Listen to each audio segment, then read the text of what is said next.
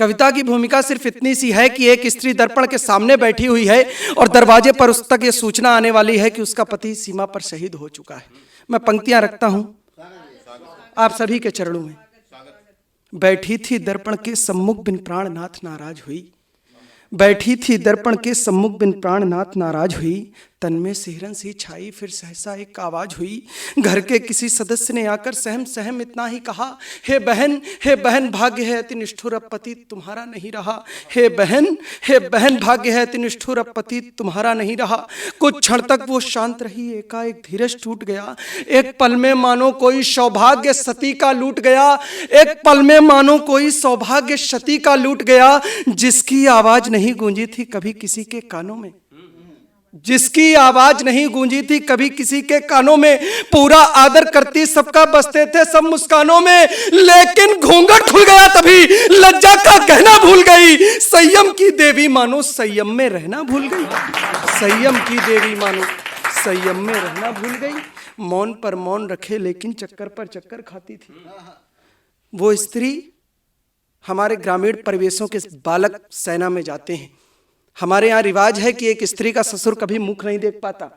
वो स्त्री जिसका कभी किसी ने मुख नहीं देखा उस पर क्या बीती, जिसकी आवाज नहीं गूंजी थी कभी किसी के कानों में। पूरा आदर करती सबका बसते थे सब मुस्कानों में, लेकिन घूंघट खुल गया तभी लज्जा का गहना भूल गई। संयम की देवी मानो संयम में रहना भूल गई। मौन पर मौन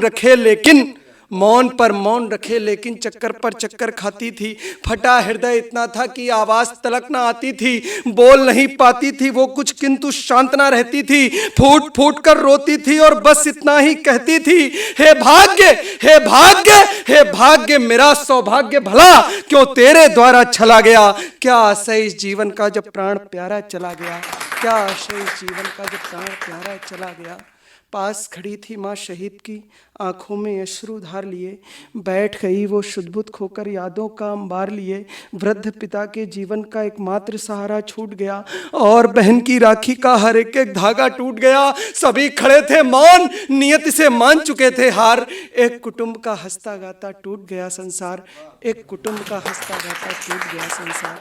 लेकिन ये देश वीरों की भूमि है। यहाँ किसान परिवार के लोग बैठे होंगे। हमें पता है कि जब एक बीज माटी में बोया जाता है तो वो एक पौधे को जन्म देता है, एक वृक्ष को जन्म देता है।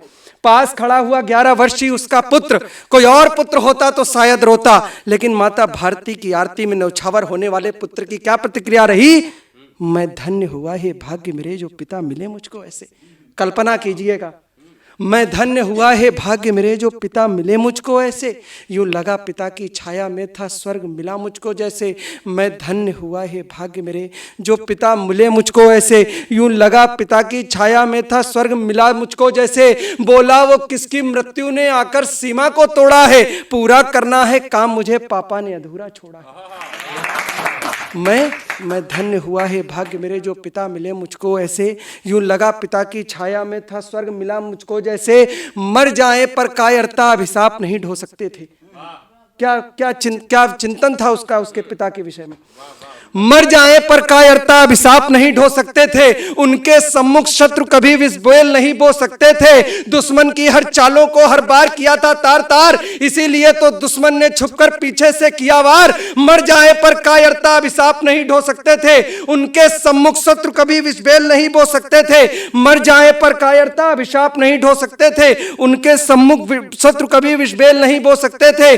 दुश्मन की सब चालों को हर बार किया था तार तार, इसीलिए तो दुश्मन ने छुपकर पीछे से किया वार। रौद्र रूप धारण करके सीमा पर देते थे दस्तक। शत्रु की घिग्गी बंध जाती भैंसे होते थे नतमस्तक। क्रूर काल का भाल चीर आयाम बदल ही देते थे। पिता भिड़े तो शत्रु का परिणाम बदल ही देते थे।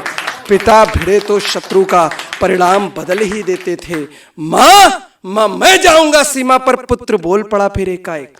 माँ मैं जाऊंगा सीमा पर, पुत्र बोल पड़ा फिर एकाएक। विस्मित हो गए सभी परिजन उस नन्हे को देख देख। बोला वो किसकी मृत्यु ने आकर सीमा को तोड़ा है, पूरा करना है काम मुझे पापा ने अधूरा छोड़ा है। फिर घर में रखी थी पुश्तैनी, 2 नाल निकाली बालक ने। बोला मुझको ये ज्ञान दिया मेरे जीवन के पालक ने, घर मुझको कुछ हो जाए तुझको सम्मान बचाना है। जिस माटी पर जन्म लिया उसका भी कर्ज चुकाना है। कोई क्षण ऐसा आए जीवन बेरंगा कर जाए, सीना पूरा चौड़ा करना 100 बंद तिरंगा घर आए। समझो फिर बचपन बीत गया आई अब तरुणाई है, लाज बचाने को फिर से माँ ने आवाज लगाई है, लाज बचाने को फिर से माँ ने आवाज लगाई है।